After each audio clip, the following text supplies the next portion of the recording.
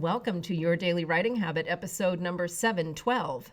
If you are writing a book or thinking about it, or maybe you've started writing your book but you need some help getting it done, or perhaps you're at the stage where you need help reaching more readers to let them know about your book, you are in the right place.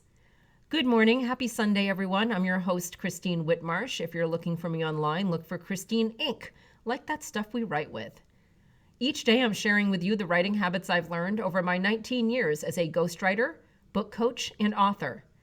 I have found that three things in particular have a huge impact on your success as an author, and they have the ability to turn someone who doesn't even really see themselves as a writer into a published book author.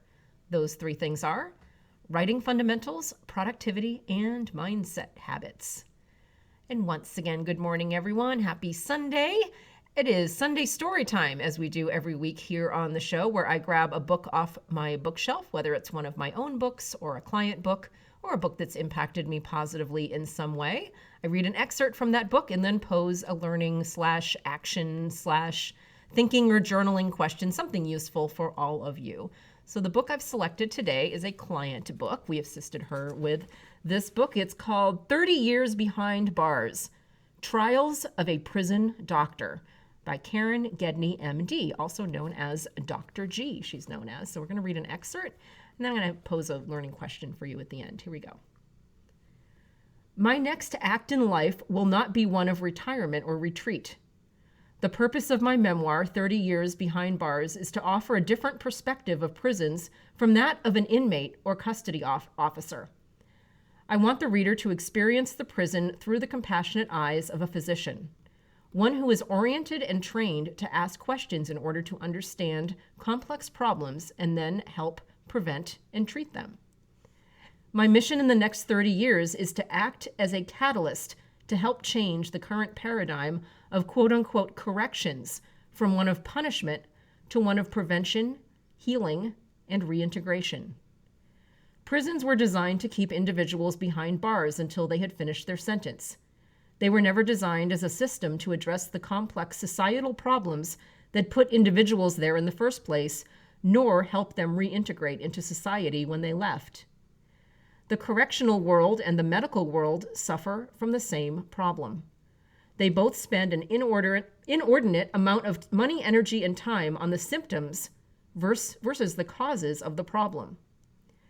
What would it look like if we as a society decided to shift that paradigm and try to identify the causes behind the problems and work together as an integrated system to fix them? You might think that I'm crazy to ask that question, but I have a vision of what our society and world could look like if we became proactive versus reactive. As an example, when an individual commits a crime, we react and punish them and put them behind bars. What does it look like if one is proactive instead of reactive? We would try to understand what put that person at risk for doing the criminal activity and focus our attention and resources on that issue. Then we would analyze what we do in that area and what actually works in reducing criminality. I am not alone in the correctional world for having that vision. I recently had a conversation with someone who had worked in corrections for 37 years as a guard, an associate warden, a chief classification officer, and a hearing officer for the parole board. He shared with me that he had listened to over 10,000 cases on the parole board and said, with female offenders, I've come to realize that over 95% of the cases never had a chance. They were quote-unquote screwed as children. They were either physically or sexually abused, neglected or malnourished, raised in dysfunctional families, or dropped on their heads once too often. I know there are individuals who have similar backgrounds that don't end up in prison, but my question to you is this. Do you think that taking someone from that type of background and shaming and punishing them will actually change their behavior in a positive way? After decades observing and treating individuals like that, I can tell you the answer is no. The greatest ability to affect human behavior is in childhood. If changing behavior is the goal, then that is where the energy and resources should be concentrated. The second greatest ability to affect human behavior is when an individual truly wants to change and they have access to the support and resources that enables them to make that change.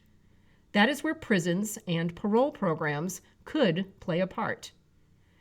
With age, one hopes that one's experiences and insights can help the next generation.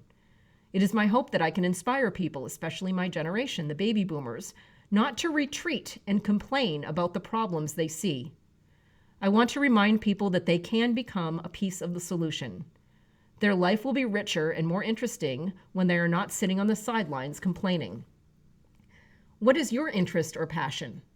Is it children, mentoring, cats, dogs, wild mustangs, education, business, entrepreneurship, public speaking, art, music, religion, meditation, Planned Parenthood, law, justice, housing, jobs, addiction, etc.?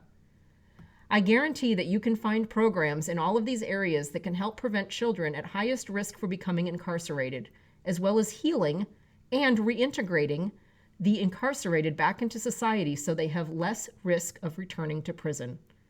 My question for you is this: what will your legacy be? Mine will be acting as the catalyst to change the prison paradigm from one of punishment to one of prevention, healing, and reintegration. I want society to be more just and safe. What do you want? Again, that was an excerpt, really just amazingly fantastic memoir called 30 Years Behind Bars, Trials of a Prison Doctor by Karen Gedney, MD, Dr. G.